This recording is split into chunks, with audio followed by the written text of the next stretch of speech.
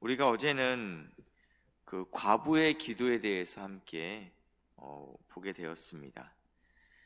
자격이 없지만 그리고 국류를 잇기 위하여 간청했던 과부를 보게 됐고, 또 성전에 올라간 바리새인과 세리의 기도에 대해서 보게 됐습니다. 이 바리새인은 자신의 의를 가지고 하나님 앞에 나아갑니다.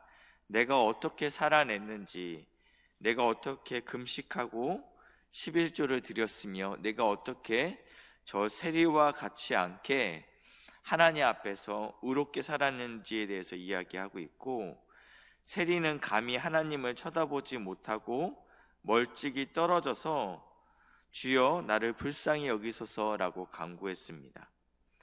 예수님께서는 이 두 사람 바리새인과 세리를 보시고 이 세리가 하나님 앞에 의롭다함을 받았다라고 결론을 맺습니다. 오늘도 하나님께서 지금 보이시니까 예수님께 어떠한 한 어머니가 자신의 어린아이를 데리고 나옵니다. 지금은 우리 아이들에 대한 인권이 굉장히 올라갔습니다. 그래서 아이가 소중하고 귀하죠. 그러나 그 당시만 해도 아이는 재산이었습니다. 어떠한 인격으로 존중받지 못하던 시대가 그 당시 시대였습니다.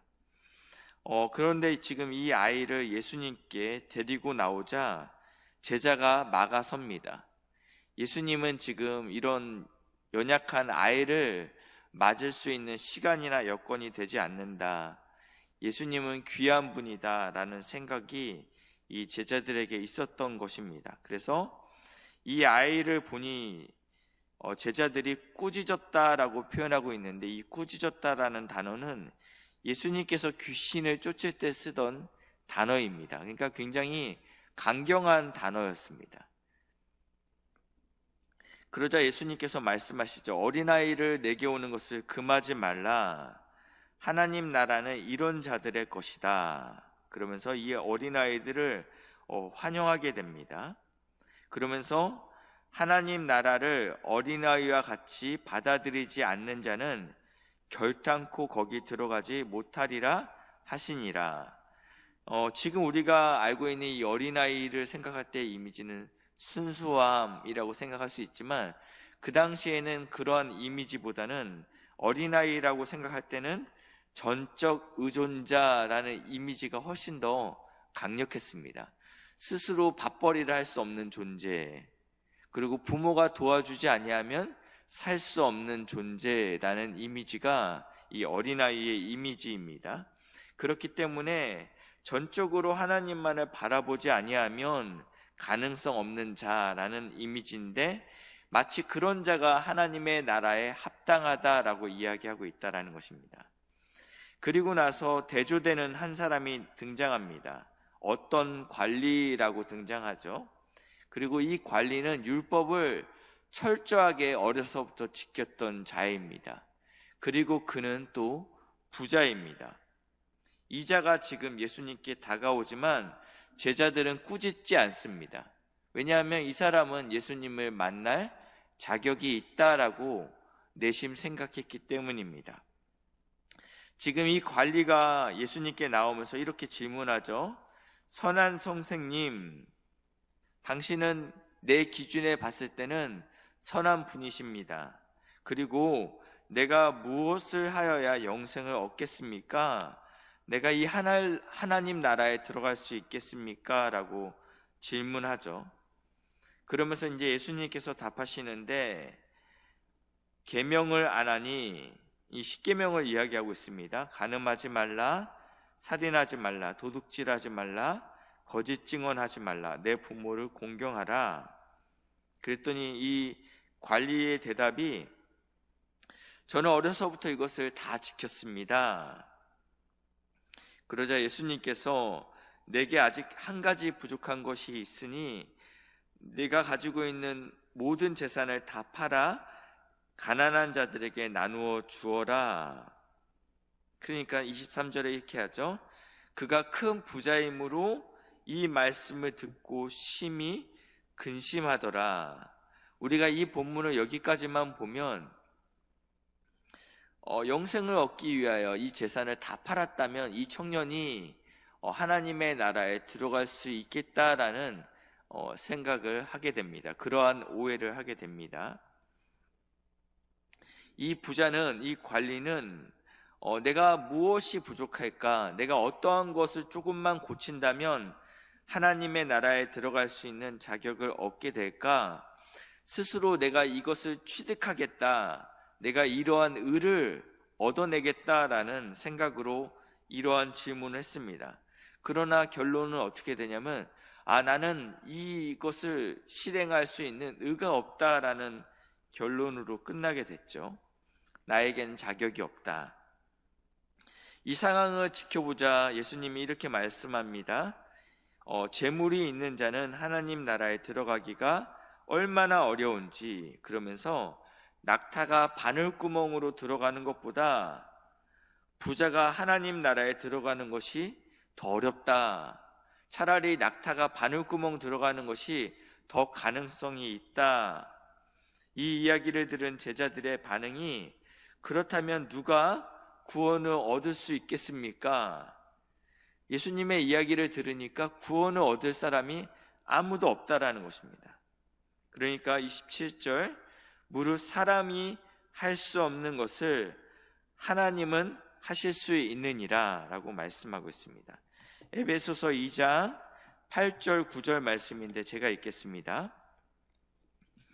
너희는 그 은혜에 의하여 믿음으로 말미암아 구원을 받았으니 이것은 너희에게서 난 것이 아니요 하나님의 선물이라.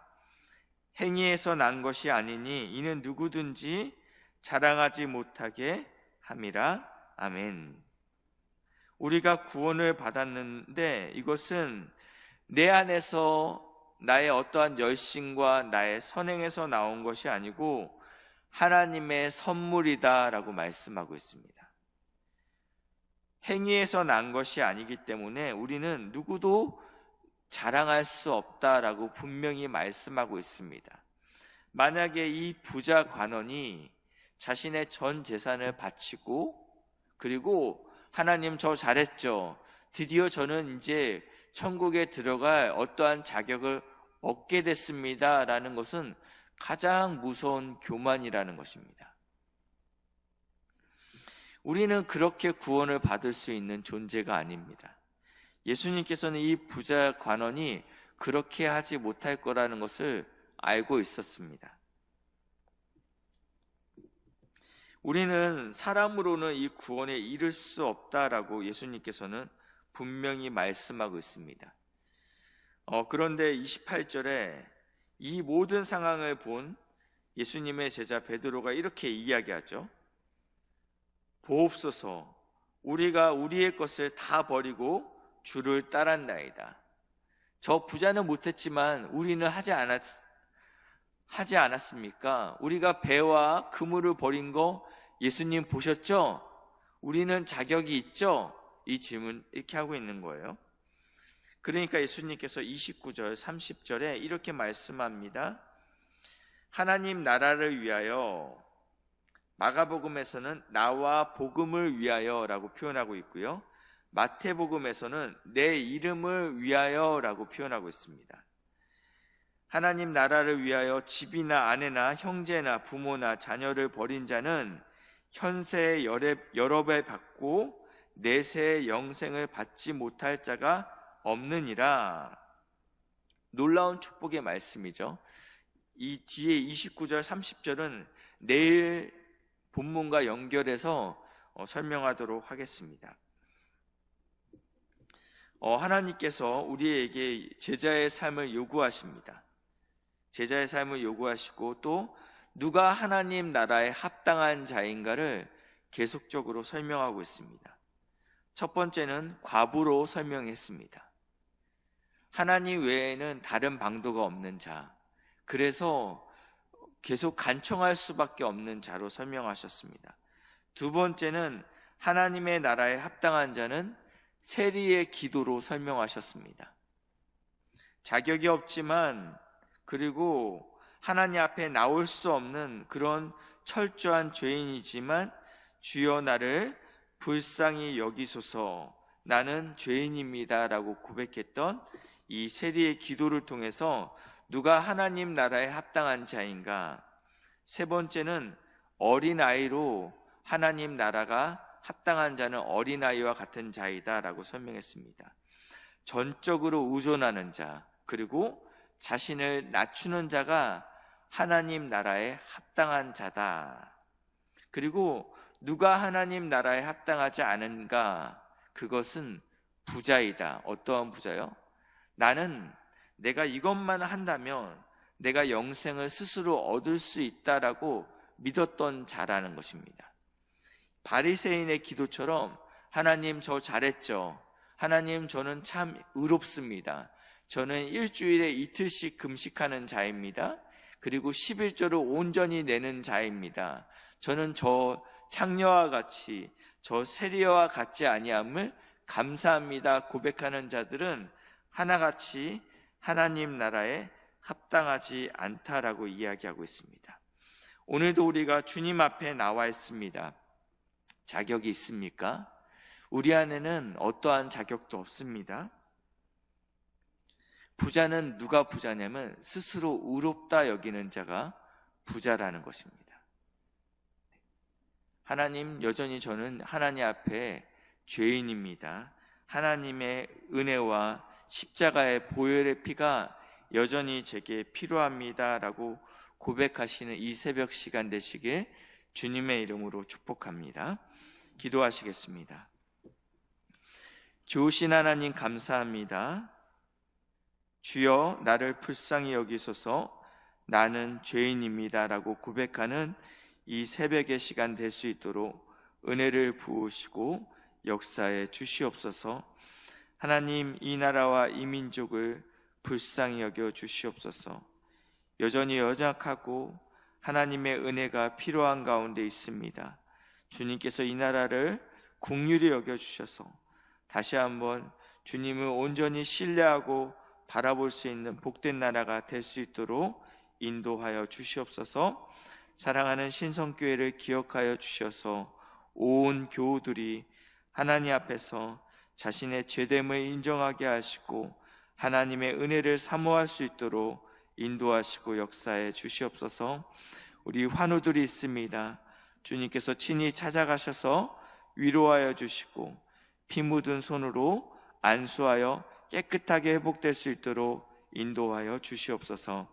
감사드리며 예수님의 이름으로 기도했습니다. 아멘.